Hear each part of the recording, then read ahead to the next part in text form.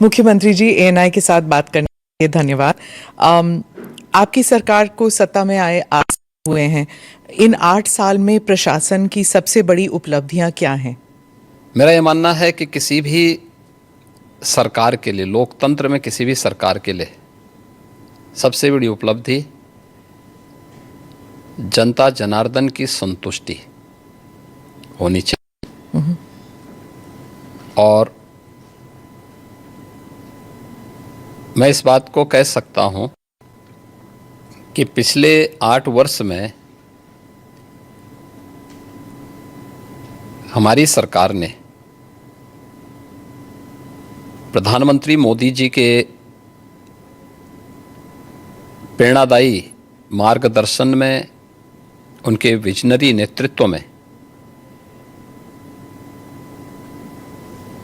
उत्तर प्रदेश के समग्र विकास के लिए जो भी रूपरेखा तैयार की थी और उन क्षेत्रों में जो अभूतपूर्व विकास किया है, जनता जनार्दन का उसमें व्यापक समर्थन प्राप्त हुआ है। और जनता जनार्दन की सफलता के समर्थन को मैं सरकार की उपलब्धि मानता हूं। किसी भी क्षेत्र में आप देखेंगे, वह एग्रीकल्चर का हो, युवाओं से संबंधित हो, इंफ्रास्ट्रक्चर का हो, इन्वेस्टमेंट का हो, लॉ एंड ऑर्डर का हो, टूरिज्म का हो, या फिर जो प्रधानमंत्री जी जिस बात को लेके कहते हैं विरासत और विकास के बेहतर समन्वय का, तो उसका सबसे जीवंत और मूर्त मान कोई एक साक्ष्य हो सकता है तो देश के अंदर उत्तर प्रदेश उसका एक सबसे महत्वपूर्ण उदाहरण हो सकता है। मुख्यमंत्री जी, उत्तर प्रदेश में लगातार 2 टर्म से आप चीफ मिनिस्टर रहे हैं और ये अपने आप में एक उपलब्धि है, उत्तर प्रदेश में कभी हुआ नहीं। और आप लॉन्गेस्ट सर्विंग चीफ मिनिस्टर भी हैं। तो उत्तर प्रदेश की जनता ने आपको दूसरी बार क्यों इलेक्ट किया था? क्या इसलिए कि आपकी छवि एक हिंदुत्ववादी नेता की है, या फिर फर्स्ट टर्म में आपने माफिया राज पर जो धावा बोला था इसकी वजह से? किस लिए आपको दूसरी टर्म में? और क्या एक और सवाल इसमें, क्या आप हैट्रिक के लिए ट्राई रहे हैं? देखिए, मैं रहा नहीं हूं, मैं वर्तमान में भी चीफ मिनिस्टर हूं। और पिछले 8 वर्ष के अंदर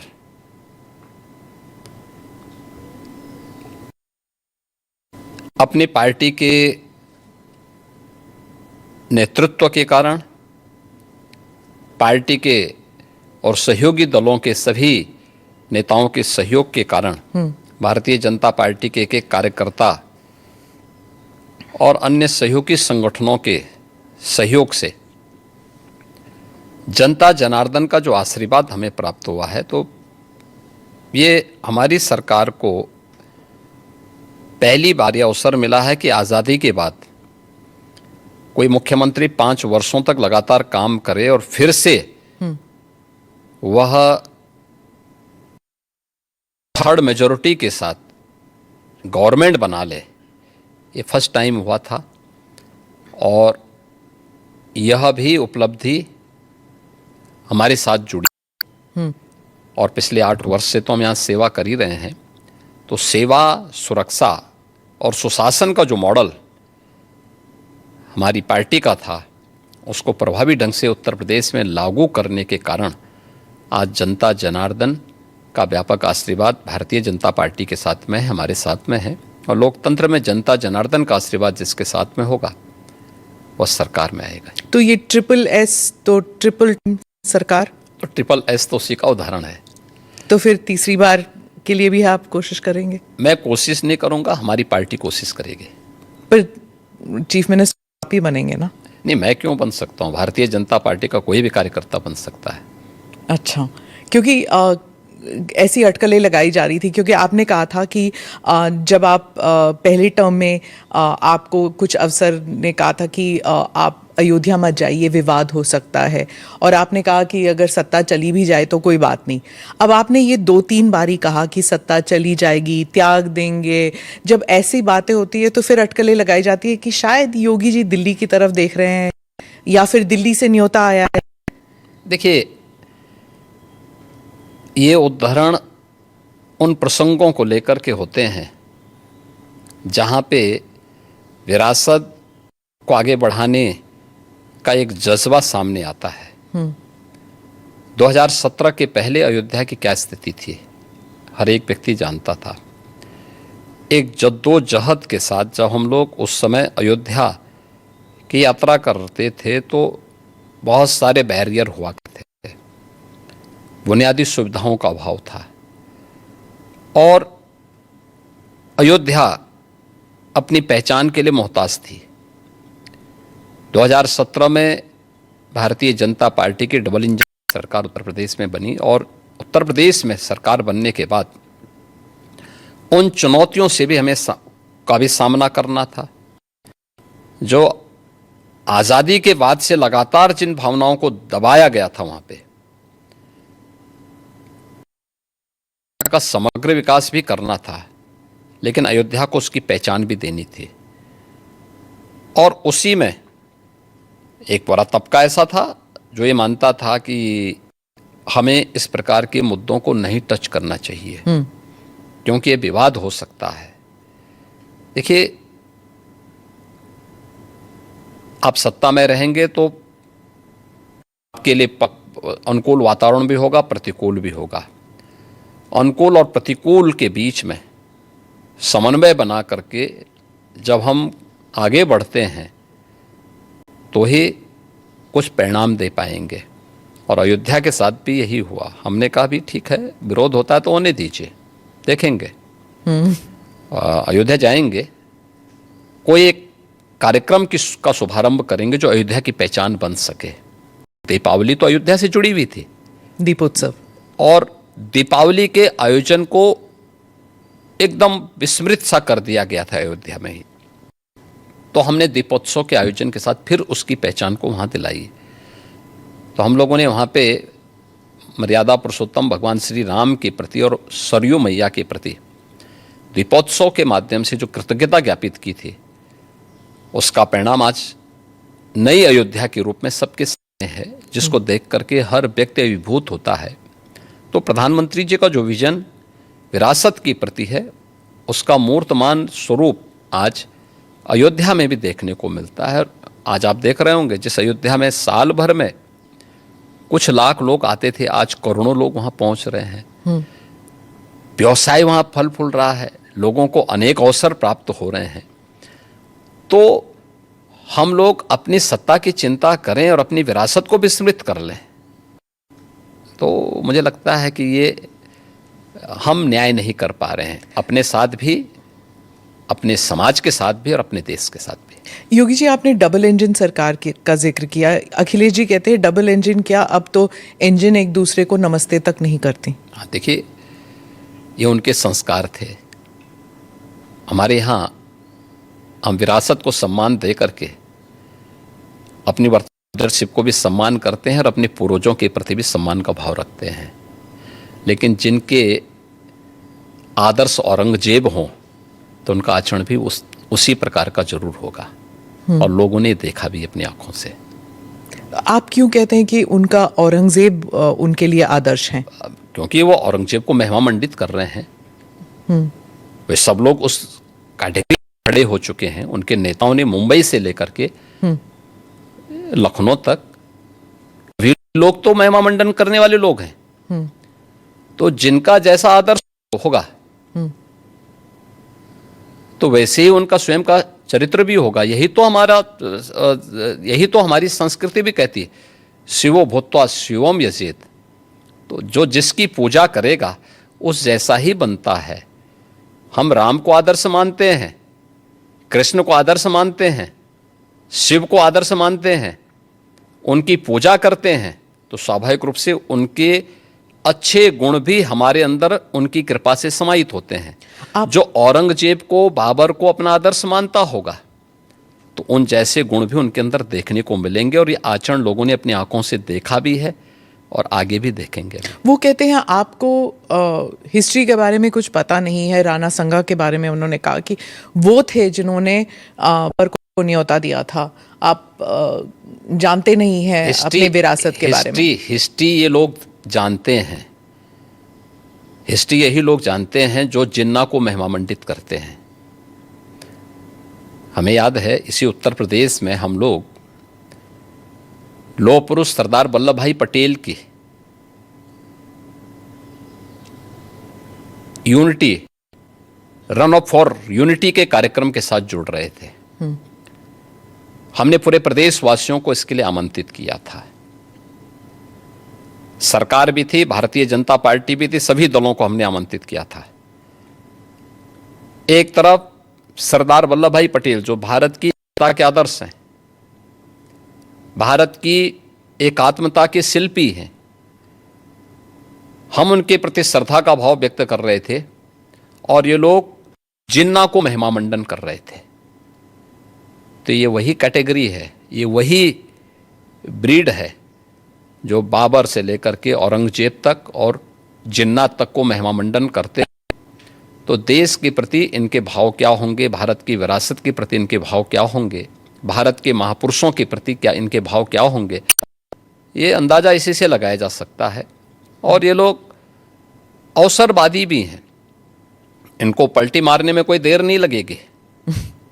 भाई आज कर रहे हैं तो कहीं वोट लेना होगा, तो उनके कुछ नेताओं ने बयान देने शुरू किए हैं कि अब जो लॉस हो रहा है और जो कटघरे में खड़े हुए हैं, ठीक है, तो उसके बाद उन्होंने कहना शुरू कर दिया, नहीं साहब ये तो जो है उन्होंने गलत बोला है और ये तो राष्ट्रीय महापुरुष थे, राष्ट्र नायक थे। राणा सांगा के इतिहास को अगर इन्होंने पढ़ा होता, वो महान योद्धा जिसके शरीर के घाव इस बात को बताते थे कि इन्होंने भारत की संस्कृति को बचाने के लिए उस समय किस प्रकार के पराक्रम का परिचय दिया था। ये महाराणा प्रताप, महाराणा सांगा, छत्रपति शिवाजी महाराज और गुरु गोविंद सिंह के बारे में ये लोग बताएंगे। इतिहास के बारे में लोग क्या जानते हैं? जो औरंगजेब और बाबर की पूजा करते हो, जो जिन्ना को अपना आदर्श मानते हो, इन लोगों से इसकी उम्मीद नहीं की जा सकती है। और आप विधानसभा में आपका एक भाषण भी था, आपने कहा था कि अगर औरंगजेब का महिमा मंडल कर रहे हैं, वो जो नागपुर में जो कर रहे हैं, उनको यूपी आना चाहिए, हम उनका इलाज कर देंगे। इलाज कैसे करेंगे आप? उपचार तो देखिए, किसी भी बीमारी का उपचार के अलग अलग केंद्र होते हैं। तो यूपी ऐसे लोगों को बहुत अच्छा उपचार देता है। उनकी जैसी डिमांड होगी उस प्रकार का उपचार दे देंगे। महाराज, आपके राज्य में क्या मुसलमान सुरक्षित है? क्योंकि आए दिन सनातन की बात होती है। आप योगी हैं, मुख्यमंत्री हैं, महाराज हैं, क्या हैं आप फिर? मैं एक सामान्य नागरिक हूँ, उत्तर प्रदेश का एक नागरिक हूँ, और एक नागरिक में एक योगी हूँ जो सबके सुख और सबके निरोगता की कामना करता है, सबका साथ और सबके विकास के मंत्र पर विश्वास करता है, और उसी भाव के साथ हम लोग कार्य भी करते हैं। आप मुझे बताइए, दुनिया की सबसे प्राचीनतम धर्म और संस्कृति है सनातन धर्म। उसके नाम से ही आप अंदाजा लगा सकते हैं। दुनिया की कोई जाति, मत और मजहब नहीं है जिसको उसकी विपत्ति के समय सनातन धर्मावलंबियों ने शरण न दी हो, उसके संरक्षण के लिए उसको हर प्रकार से फलने फूलने के लिए अवसर न प्रदान किया हो। लेकिन बदले में उसे मिला क्या? बदले में मिला क्या? और दुनिया के अंदर कोई उदाहरण नहीं, कोई उदाहरण नहीं कि कहीं भी हिंदू राजाओं ने दुनिया के अंदर अपने बल पर, अपने वैभव के दंभ से किसी पर आधिपत्य स्थापित किया हो, कहीं नहीं है। देखिए उदाहरण, अयम निज परोवेति गणना लघु चेतसाम उदार चरितानाम तो वसुधैव कुटुंबकम, इस सनातन वाक्य है। दुनिया के अंदर कोई बोलता है? दुनिया के अंदर किसी ने इसका आचरण किया? कोई नहीं किया। सब तो हड़पना चाहते हैं। यानी यह अपना पराया है, भेदभाव छोटी संकुचित बुद्धि के लोग करते हैं। उदार चरित्र के लोगों के लिए तो पूरी दुनिया ही एक परिवार है। इस भाव के साथ सनातन धर्मावलंबी ने हमेशा काम किया है और आज भी उदाहरण देखने को मिल सकता है कि 100 हिंदू परिवारों के बीच में 100 हिंदू परिवारों के बीच में एक मुस्लिम परिवार सबसे सुरक्षित रहता है। उसको इसके पर्व और त्योहारों को, उसको अपने सभी मजहबी कर्मों को करने के लिए, या जिस मत और मजहब या संप्रदाय या सेक्ट का अनुयायी होगा उसको उस परंपरा के अनुसार अपने सारे धार्मिक मान्यताओं या उपासना विधि को पूरी स्वतंत्रता होती है। मैं कहता हूं 100 एक हिंदू की बात तो दूर करिए, 100 मुस्लिम परिवारों के बीच में 50 हिंदू सुरक्षित रह सकता है क्या? नहीं रह सकता। अब बांग्लादेश आपके सामने उदाहरण है, इससे पहले पाकिस्तान उदाहरण था, अफगानिस्तान में क्या हुआ था। ये चीजें दिखाती हैं और होशियारी यही है कि कहीं धुआं उड़ रहा हो या किसी को ठोकर लग रही हो तो हमें ठोकर लगे इससे पहले हम संभल जाएं। तो वही संभलने के लिए बोला जाता है। हम तो सबके बीच सबको समान भाव से देख रहे हैं। उत्तर प्रदेश में मुसलमान सबसे ज्यादा सुरक्षित है, सबसे ज्यादा सुरक्षित है। अगर हिंदू सुरक्षित है तो वह भी सुरक्षित है। अगर दंगे यहां यूपी में होते थे जो 2017 के पहले, अगर हिंदू की दुकान जलती थी तो मुसलमान की भी जलती थी, हिंदू का घर जलता था तो मुसलमान की भी जलती थी। और 17 के बाद से दंगे बंद हुए। अगर हिंदू सुरक्षित है तो मुसलमान भी सुरक्षित है। और दूसरा जो मैंने कहा कि इतिहास में कोई उदाहरण नहीं बता सकता कि अपने बल से, अपने वैभव से किसी हिंदू राजा ने किसी देश पर जबरन कब्जा किया हो, कभी नहीं। इतिहास इसका उदाहरण है, आप उठा के देख सकते हैं। भगवान राम लंका में गए और लंका में रावण पर विजय प्राप्त करके लक्ष्मण को वहां के वैभव को देख के थोड़ा मोहित हुए। भगवान राम ने कहा नहीं लक्ष्मण, उन्होंने एक ही बात कही और मुझे लगता है कि आज की पीढ़ी के लिए बहुत प्रेरणादायी है जो उन्होंने उस समय कही थी। लक्ष्मण जी को जो प्रेरणा, जो निर्देश भगवान राम दे रहे हैं लंका के बारे में, अपि स्वर्णमयी लंका न मे लक्ष्मण रोचते जननी जन्म भूमिस्य स्वर्गादपि गरीयसी, कि लक्ष्मण लंका सोने की क्यों न हो, लेकिन याद रखना ये मुझे रुचिकर नहीं लगती, मेरी रुचि का नहीं है। मेरा काम था माता सीता को दुरात्मा रावण से मुक्त करना, वो मैंने कर लिया है। अब हमें यहां से निकलना है क्योंकि जिस माँ ने जन्म दिया है और जहां हमने जन्म लिया है उससे बढ़कर के दूसरा कोई भी, स्वर्ग से बढ़कर के उपभोग दूसरा हो ही नहीं सकता, इससे बढ़कर के उपभोग हो ही नहीं सकता है, चाहे वो स्वर्ग ही क्यों ना हो। और इसलिए हम यहाँ नहीं करेंगे। ये उदाहरण मैं इसलिए दे रहा हूँ जिसलिए जो सनातन धर्म पर प्रहार करते हैं उनकी आंखें खुलें, वो देखें उदाहरण हमारे सामने पर्याय, और ऐसे अनेक उदाहरण आपको समय समय पर मिलेंगे। मुख्यमंत्री जी, आपने रोग हटाने की बात की, लेकिन कभी कभी ऐसा लगता है आप रोग ही हटाने की बात कर रहे हैं, क्योंकि जो बुलडोज़र चला है, आज नागपुर में चला है, यहाँ पर भी कोर्ट भी कहता है कि ये बुलडोज़र जस्टिस बंद होना चाहिए, लेकिन कोई बंद नहीं कर रहा। आज भी नागपुर में चला है, तो ये जब बुलडोज़र जस्टिस जब मना किया है फिर भी चल रहा है। देखो, जो न्याय मानते होंगे उनके लिए न्याय होता है।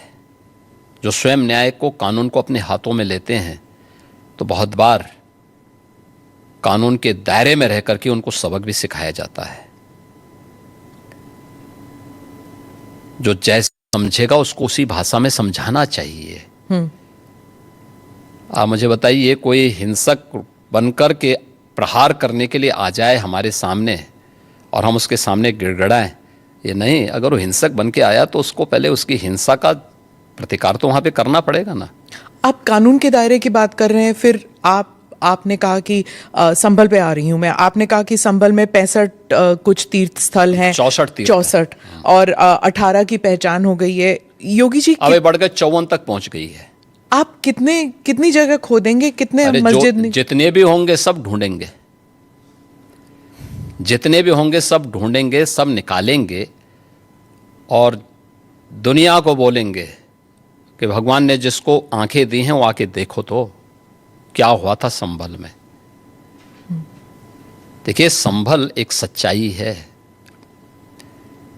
और मैं इसलिए नहीं कह रहा हूं भाई आपको उपासना विधि की पूरी छूट है, कहीं भी आप ये, लेकिन आप तो इस्लाम के मुद्दों से ही भटक करके काम किए हैं। पर ये तो बन चुके हैं, अब ये बन नहीं चुके हैं। इस्लाम कहता है कि किसी भी हिंदू मंदिर या किसी हिंदू घर को तोड़ करके आपके द्वारा बनाई गई कोई भी इबादत गृह ये खुदा को स्वीकार्य नहीं है। क्यों आपने बनाई?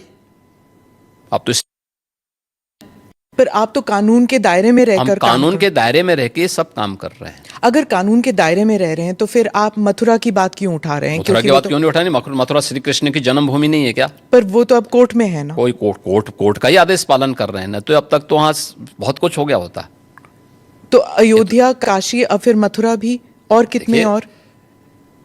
आप मुझे बताइए, सनातन हिंदू धर्म के महत्वपूर्ण स्थल हैं, उन सभी स्थलों को हमारी विरासत के प्रतीक हैं। देखिए, डॉक्टर राम मनोहर लोहिया के नाम पे राजनीति बहुत सारे लोग करते होंगे। संभल में 65 निकाल रहे हैं आप, तो फिर 65 नहीं, वहां 68 सभी तीर्थों को हम निकाल रहे हैं। 54 से अधिक निकल चुके हैं और बाकी सभी को ढूंढ रहे हैं। शास्त्रीय प्रमाण उसके मौजूद हैं, उनको दिखा रहे हैं कहाँ कहाँ हैं। जिसने भी कब्जे किए होंगे उनको एक एक करके सबको निकालेंगे। कितने मस्जिद फिर निकलेंगे? मस्जिद, देखिए सवाल मस्जिद का नहीं है, जितने अतिक्रमण होंगे वो अतिक्रमण हटेंगे। बीते साल रामनवमी के मौके पर बंगाल में जब काफ़ी हिंसा हुई थी, जब प्रदर्शन निकला था, इस बार भी बीजेपी कह रही है कि वहाँ रामनवमी में शोभा यात्रा निकाले जाएंगे।